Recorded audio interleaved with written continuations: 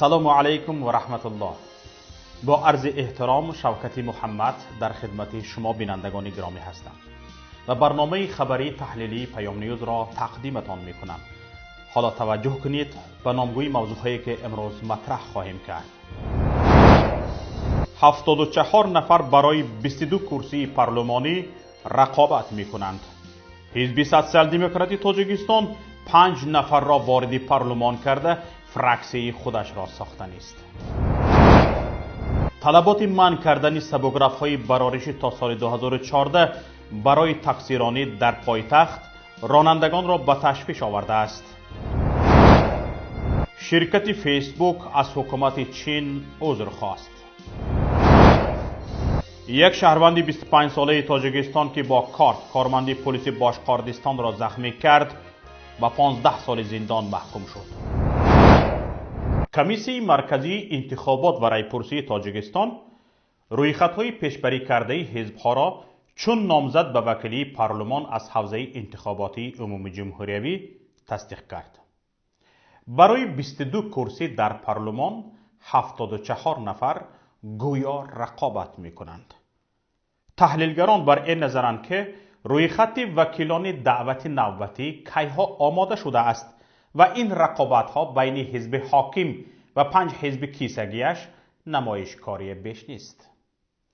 در این بین حزب سوسیال دموکراتی تاجیکستان هم که عین حال یگانه حزب مستقل در کشور شناخته می شود وارد انتخابات شده است و می تواند آن را کمی گرم سازد. اما تحلیلگران شانسی به پارلمان راه یافتن حتی یک نفر از حزب رحمت الله زایروف را در شرایط امروزی تاجیکستان برابر به صفر می دانند. خبرگزاری ازیپیلوس با استناد به کمیسیون مرکزی انتخابات و رایپرسی جمهوری تاجیکستان خبر داد که از حزب اگرری 13 نفر وارد سبقت انتخابات پارلمانی خواهند شد. از حزب دموکراتی تاجیکستان باشد 4 نفر نامزدها به وکیلی پارلمان پیشنهاد شده‌اند. از حزب اصلاحات اقتصادی تاجیکستان همگی 7 نامزد، از حزب کمونیستی تاجیکستان 6 نفر، از حزب سوسیالیستی تاجیکستان 8 نامزد پیشبری شدند. از حزب خلق دموکراتی تاجیکستان 28 نامزد در سبقت انتخابات پارلمانی شرکت خواهند کرد و به قول الکی نامه بخت در دستشان است. این نفران دنبه‌شان تا 5 سال دیگر به کرسی های وکیلی شیرش می شود. من بعد این جانورها به جز کلمه ها همه لغت تاجیکی را فراموش می کنند. در همین حال از حزب سوسیال دموکراتی تاجیکستان هم 8 نامزد پیشبری شده‌اند. در رأس روی خط رئیس آن زایروف رحمت الله حمیدویچ، معاون یکم حزب پروفسور شاکرجان حکیموف، اینچنین سمداو دلبر، نصرالله بختیار، شانزار و نگینه، آدینایف مخمورات، عزیزوف قیام الدین و سیدوف صدیق پیشبری شده‌اند. اما 3 نفرشان تا حال با طور کنکریتی رضایت خود را ندادند. حالا با ما پروفسور دکتر علوم حقوق شناسی معاون یکم رئیس حزب سوسیال دموکراتی تاجیکستان در خط علاقه هستند. میخواهم در رابطه با انتخابات پارلمانی از ایشان چند سوال کنم. استاد شاکر جان سلام. پیش از همه خوش آمدید به برنامه خبری تحلیلی پیام نیوز. و علیکم السلام. شما درست میشم جان. استاد گرامی میگفتید حزب سوسیال دموکراتی تاجیکستان چند نفر را جهتی به قیدگیری به کمیسیون مرکزی انتخابات و رایپرسی پیشنهاد کرد؟ آیا این پیشنهاد روی خط نامزدهای حزبتان مانعه ها وجود داشتند؟ اگر مانعه ها بود چگونه برای حزب سوسیال دموکراتی تاجیکستان میسر شد که انجمنش را برپا و روی خط نامزدهایش را به کمیسیون مرکزی انتخابات و رایپرسی تاجیکستان پیشنهاد کند؟ حجت ها و سند های مربوطه را که در انجمن در رابطه به انتخابات و پیشبری نامزدها پیشنهاد شده بود با برابر دیگر حزب‌های سیاسی به کمیسیون مرکزی انتخابات و رایپرسی سپردیم و روز شنبه مجلس دایر گردید و آنها فقط همین عامل ها رو به اینابت گرفتند و همزمان به خلاصه آمدند که به ما مهلت دهند تا که سند های مربوطه را که قانونگذار مقرر نموده است با آنها سپاریم. ولی چون در انجمن سخن درباره 8 نفر نامزد می رفت و گراوپولی باعث شد و بعض دیگر حالت ها 5 نفر طبق صحبتی که امروز من ضمن دیدار و ملاقات با رحمت الله ظاهرов رئیس حزب داشتم راضی هستند که تا اخیر روند. اکنون همون نسخه مدرک یا دیپلم ها در خصوص تحصیلات عالی، عنوان و درجه های علمی، نسخه شناسنامه و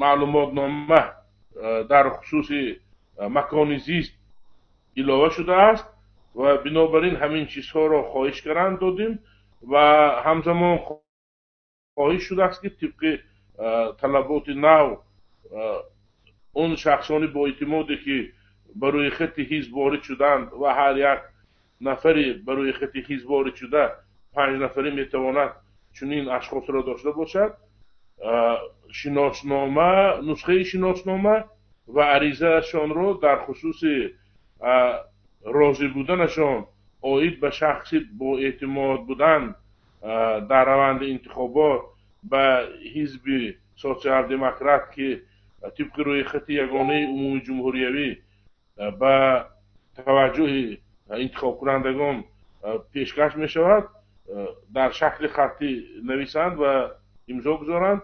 همین چیزهایی که از من وابسته بود برده دادم و همین روزهای نزدیک دیگر نفرهایی که برای خط حزب وارد شدن، یعنی 4 نفر دیگر همین کار باید انجام دهند و کارشناسان بر این نظرند که حزب سوسیال دموکراتی تاجیکستان در انتخابات پارلمانی همچون گرم کننده معرکه انتخابات خدمت میکند و اصلا یگان نفر از حزب سوسیال دموکراتی تاجیکستان عضو پارلمان نخواهد شد.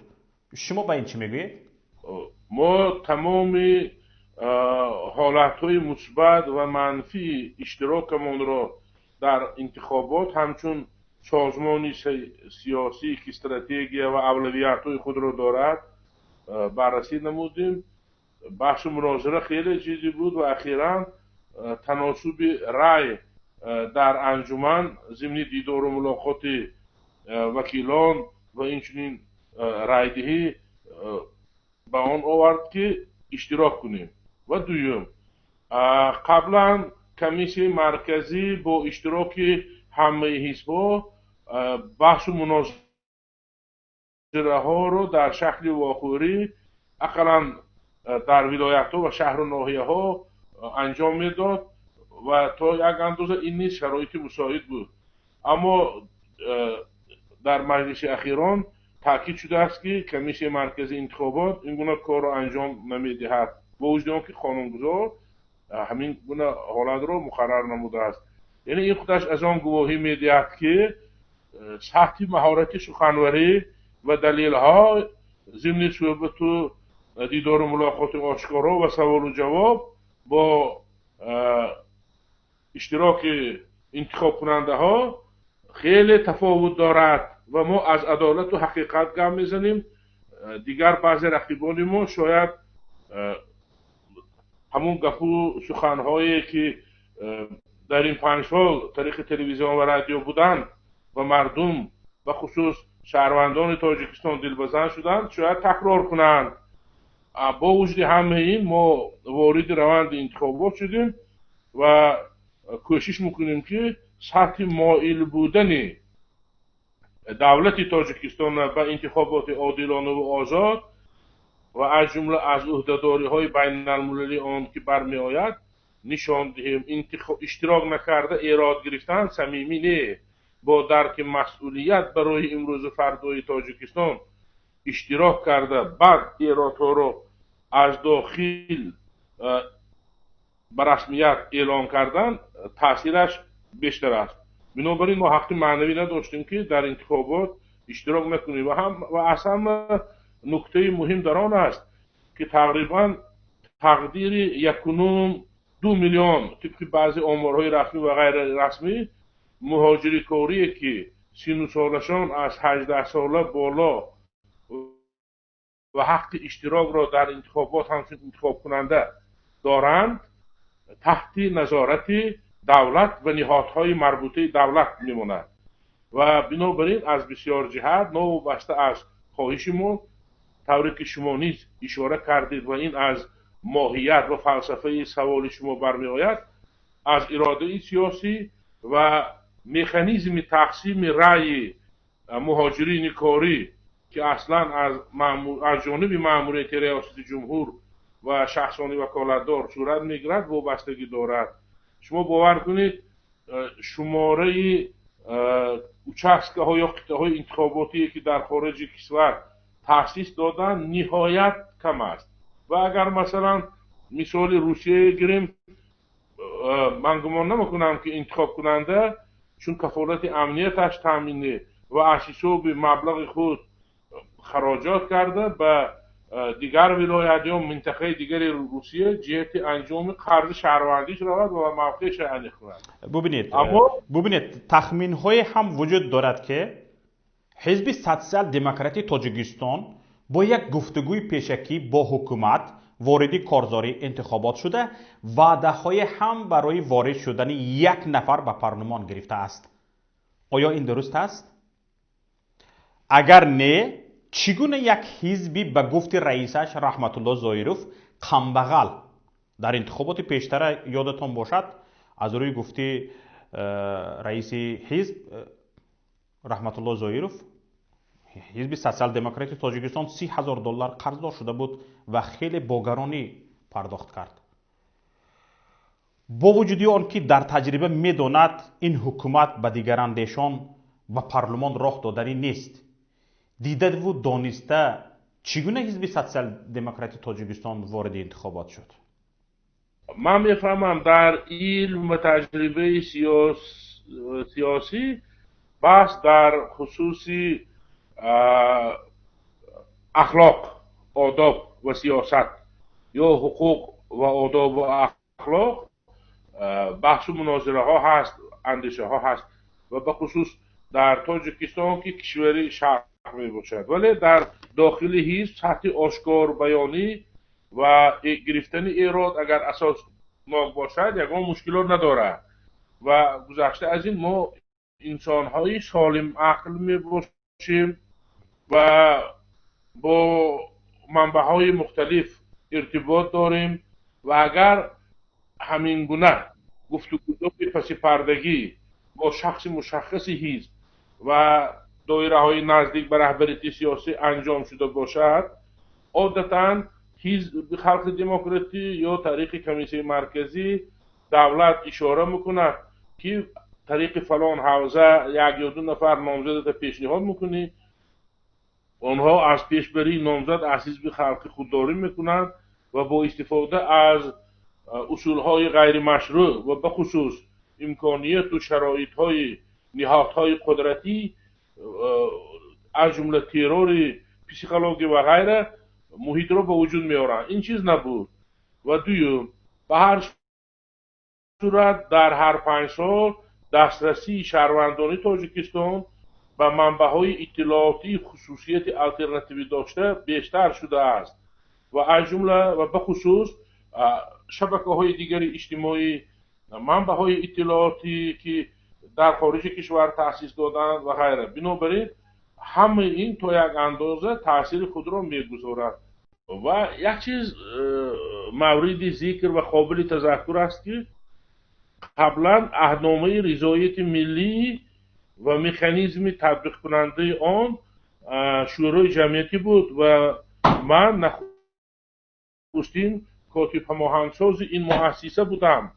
چند مدت کار و فعالیت داشتم و این یک منبر بود، مکانی بحث و مناظره و تبادل افکار میان شخصیت‌ها، نهادهای جامعه شهروندی و احزاب سیاسی با اشتراک نفران اول نهادهای دولتی بود و ثمره‌ناک نیز بود. ولی با مرور زمان چون روند صلح تاجیکان به انجام رسید و این نهاد نیز رسالتش به انجام رساند، همین سوبیکت باید پارلمان به انجام رساند. در مورد دارایی و حد استفاده مبلغ، اکنون ما مبلغ داریم ولی مبلغ و امکانات و شرایطی که حزب خلق دموکراتی دارد و با استفاده از نام پرزیدنت و طرز اصول زمانی شوروی و تا حتی بدتر از آن را ما نداریم و از این خاطر هدف ما چی؟ اگر 5 نفرم وارد شد، این استراتژی ما یعنی کوشش تأسیس فراکسیه از جانب حزب یا غیر حزبی ها گروه دپوتاتی تأسیس میدهند و این دو نهاد شرط اساسی پارلمانتریزم هست. پارلمان در هر جا هست، در نهاد، در جامعه های غیر دموکراتی، دولت های خودکامه، توتالیتری، اتوریتری و غیره. ولی هدف ما به وجود آوردن پارلمانتریزم در تاجیکستان و بلند بردن تعیینات اجتماعی پارلمان در نهاد حاکمیت دولتی با در نظر داشت اعتراف اصول تجزیه حاکمیت دولتی بوده است و همزمان حمایه از آرمان‌های اقلیت‌های سیاسی و دیگر تشکل‌هایی که امروز با سبب‌ها و عامل‌های دیگر دسترسی و قدرت رو ندارند یا جهت عملی نمودن هدف و وظیفه هاشون محدودیت ها دارند. یک حزبی که بعد تاسیسش در تاریخش باری هم در پارلمان وکیل نداشت، چگونه امروز میتواند از فراکسیه گپ زند؟ شما گفتید ما فراکسیه ساختنیه، حالا که شما در تاریختان یگان بار در پارلمان نبودید، یعنی حزب سوسیال دموکرات را در نظر دارم. این هم در حالی است که وضعیت سیاسی امروزی تاجیکستان بدتر از پیشین است. چگونه شما درباره فراکسیه گپ میزنید؟ یک چیز رو باید تاکید کرد. مثلا تا حال اگر نماینده وکالتدار حزب سوسیال دموکرات وارد پارلمان با هر نامی که نباشد، کسبی و دائم عمل کننده یا نه، تا 2000 و بعد از سال 2000 این نتیجه های انتخابات عادلانه، شفاف و حقانه نیست و در این خصوص سندهای بسیار و از جمله نهادهای مربوطه سازمان امنیت و همکاری اروپا و دولت‌های متمدن و موفق و معاصر نیز است که انتخابات ها را اعتراف نمیکنند. بنابراین ما باید درباره انگیزه یعنی شرط و شرایط، عامل‌ها و سبب‌های وارد نشدن بررسی کنیم. بنابراین اینکه ما وارد نشدیم نه اینکه ما نخواستیم، بلکه قابلیت چی گوییم روسیش به пропускная способность میگه، همون قابلیت راه دادن احزاب دیگر به پارلمان تا همین حد بوده است. از این خاطر مثلا اونش مشکلی که یک عباره استفاده برده طاقت شنیدن و دیدن دیگر اندیشان رو دولت ندارد. ما باید اثبات کنیم این موضوع فقط مربوط به سازمان ها و تشکل های گوناگونی که بنابر نبودن امنیتشان و دیگر شرط و شرایط ها وادار شدند که در خارج کشور کار و فعالیتشان را ادامه دهد تطبیق می شود، یا اون سازمان های اجتماعی و تشکل های سیاسی که در تاجیکستان نیز هستند. بنابراین بدون اشتراک و وارد شدن به رقابت سیاسی، مقرر نمودن سطح اراده سیاسی و واسطه های دخالت مقامات های مختلف دولت را اثبات کردن مشکل است. از این خاطر وارد میشه، بعد از روی نتیجه ها یک اظهارات و دیگر حجت و سندها دسترسی جامعه جهانی و به خصوص شهروندان تاجیکستان و عامل‌های داخلی میشن.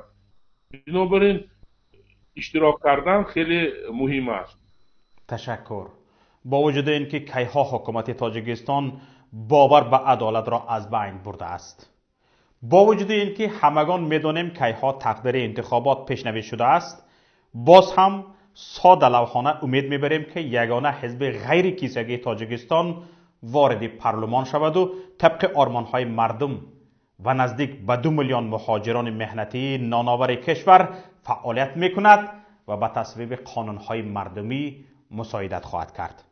به شما در انتخابات پارلمانی قرار میخواهم. سلامت باشید. به شما نیز برای کامیابی آرزو میکنم. تماشابینان گرامی، چنانه که دکتر حکیموف قید کردند، کمیسیون مرکزی انتخابات برای پرسی تاجیکستان از احزاب سیاسی درخواست کرده است که برای رسما به قیدگیری نامزدهایشان به وکیلی پلاته پایانی پارلمان در مهلت مقرر شده حجتهای ضروری را پیشنهاد کنند. گفتنی است به پلاته پایانی پارلمان 63 وکیل، 41 نفر از حوزه‌های یک مانداتی انتخاباتی و 22 نفر از حوزه یگانه عمومی جمهوریوی انتخاب می شوند یا اینکه انیق‌ترش تعیین می شوند. مراسم به قیدگیری رسمی نامزدها به وکیلی پارلمان تا 9 فوریه ادامه می یابد. انتخابات پارلمانی اول ماه مارس برگزار خواهد شد. آنهایی که در پایتخت تاجیکستان از تکثیرانی رزق روزی به دست می آورند، با این باورند که ممنوعیت حرکت خودروهای برارشی تا سال 2014 برای تکثیرانها مشکلات زیادی را ایجاد خواهد کرد.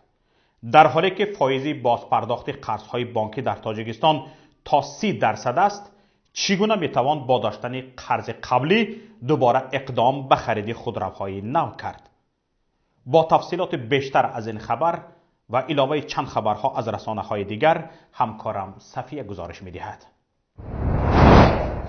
مدیر اگنتی تاکسی‌های مسافربری اطلس تاکسی در دوشنبه با این باور است که ممنوعیت حرکت تاکسی‌های برارشی بعد سال 2014 و پیش از آن در پایتخت تاجیکستان برای رانندگان این خودروها مشکلات زیادی را ایجاد خواهد کرد. تهمینه بهرام و با اشاره تصمیم وزارت حمل و نقل تاجیکستان مبنی بر ممنوعیت حرکت تاکسی‌های تولید شده تا سال 2014 در شهر دوشنبه گفته است که بیشتر رانندگان تاکسی‌های فعلی در پایتخت از قرض خرید خودروهای نو برخوردار نیستند و نرخ خودروهای مدل نو نیز بسیار گران است. وی افزود این نفران تاکسی‌های خود را با قرض بانکی خریداری کردند و هنوز این قرض به بانک‌ها باز پرداخت نشده است. مدیر اطلس تاکسی گفت در حالی که فایده بازپرداخت قرض‌های بانکی در تاجیکستان تا 30% است، چگونه میتوان با داشتن قرض قبلی دوباره اقدام به خرید خودروهای نو کرد؟ اما جمعخان دولتوف مدیر اداره حمل و نقل شهرداری دوشنبه گفته است که هدف از این اقدام پیشگیری از آلودگی هوا و تامین امنیت مسافربران است. از 2300 واسطه نقلیاتی دارای اجازتنامه مسافربری در پایتخت تاجیکستان تنها 1271 خودرو پس از سال 2014 تولید شده است. حکومت تاجیکستان در سال 2018 قانون تصویب کرده بود که بر اساس آن واردات خودروهای خارجی تولید شده تا سال 2005 ممنوع شد. شاهده محمد جانو و مادر شهرزاد محمد جانوف، یک بلاگر تاجیک که در شعبه اورولوژی بیمارستان مرکزی شهر وحدت به حیث همشیره طبی کار میکرد، روز 11 ینور با خواهش خودش عریضه نوشته از کار رفت. مقامات بیمارستان به همین نکته با خواهش خودش از کار رفتن شاهده محمد جانو را تاکید میکنند و میگویند کسی به وی فشار نآورده است. ولی به گفته مادر او را ابتدا در کمیته دولتی امنیت ملی بازپرسی کردند و سپس سردختور بیمارستان فیروزه بورک نیز به او فهمانده است که پسرت و ضد حکومت گپ میزند، برای همین جای کاری دیگر یابید. شهرزاد محمد جانوف در آلمان تحصیل داشته در بلاگ‌هایش از سیاست حکومت تاجیکستان و ضد سطر انتقاد میکند و از جمله به مقامات مختلف زنگ زده با آنها درباره زیر فشار قرار دادن زنان و دختران سطر پشت بحث میکند. او میگوید به بلاگ‌هایش ادامه خواهد داد چون که مبارزه مقامات با سطر را نادرست میشمارد. از کار راندن مادر من سبب نمیشود که من عملهای خود را بس کنم. حکومت جمهوری تاجیکستان یک راه دارد امروز دیسکریمیناسیای دینی را در جمهوری تاجیکستان بس کنند ریدها نسبت زنانی که حجاب به سر میکنند نشوند و ریدها نشوند و حتی جریمه ها نکنند شخصای را، مردهای را که امروز در داخل کشور ریشهای سنتی میمونند. یک شهروند 25 ساله تاجیکستان که با کارت کارمند پلیسی باشقردستان را زخمی کرد به حبس 15 سال محکوم شد. بنا به گزارش تودی نیوز اوفا به نقل از یک منبع، در دادستانی باشقردستان محکوم شده ماه سپتامبر سال گذشته که تحت نظارت پلیس بود، در یک مکان مواد مخدر را جای کرد. او هنگام فرار از پلیس یکی از آنها را با کارت زخمی کرد. دیگر کارمندان پلیس او را بازداشت کردند. شرکت فیسبوک برای خطای تکنیکی و ناروشن ترجمه کردن نام و مطلب سی جین پین به زبان انگلیسی از حکومت چین عذر خواست. طور ریترز خبر می‌دهد اشتباه مذکور هنگام سفر کاری رهبر چین به میانمار که از نتیجه بازدیدش از این کشور در صفحه فیسبوکی خود مطلب خورده را نشر کرده بود با وجود آمده است. گفته می شود که هنگام ترجمه متن سی جین پین طریق پایگاه لغوی بیرما از زبان چینی به زبان‌های انگلیسی مفهوم‌های نافهما و کلمه‌های دغل ترجمه شدند که باعث نگرانی مردم چین گردیده است. حتی ترجمه به سر و نوگ متن فیسبوکی رئیس جمهوری چین در بعضی از نشریه‌های انگلیسی نیز نشر گردیده است. شرکت فیسبوک شرح داده است که نام سی جین پین در پایگاه لغتی بیرما موجود نبود، به همین خاطر سیستم آن را نادرست ترجمه کرده است. فیسبوک قبلا نیز با ترجمه از سیستم بیرما مشکل داشت. مثلا چند سال پیش معماری فلسطینی در پشت تراکتور با زبان عربی صبح بخیر نوشته در فیسبوک میگذارد، اما سیستم بیرمای فیسبوک متن را دعوت به جنگ ترجمه میکند که باعث بازداشت معمار از طرف پلیس اسرائیل میگردد. در حال حاضر نمایندگان فیسبوک گفتند که این خطای تکنیکی الکی رفع شده است و وعده دادند که برای تکرار نیافتن چنین اشتباه تمام چاره‌های ضروری را می‌اندیشند. اینجا به پایان برنامه رسیدیم. برنامه‌های دیگری ما را در شبکه‌های اجتماعی و پایگاه پیام.net پیگیری کنید.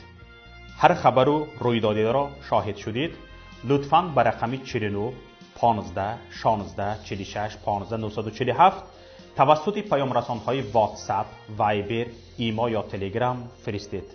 لطفاً مشترک شدن به کانال یوتیوبی ما و نوشتن نظر خود درباره نوار را فراموش نکنید. پخش تگمه معقول شد را لطفاً دریغ ندارید و همچنین پخش تگمه زنگوله به شما امکان می‌دهد که برابر نشر نوارهای ما در یوتیوب شما در حال با خبر شوید. در پناه الله بمانید.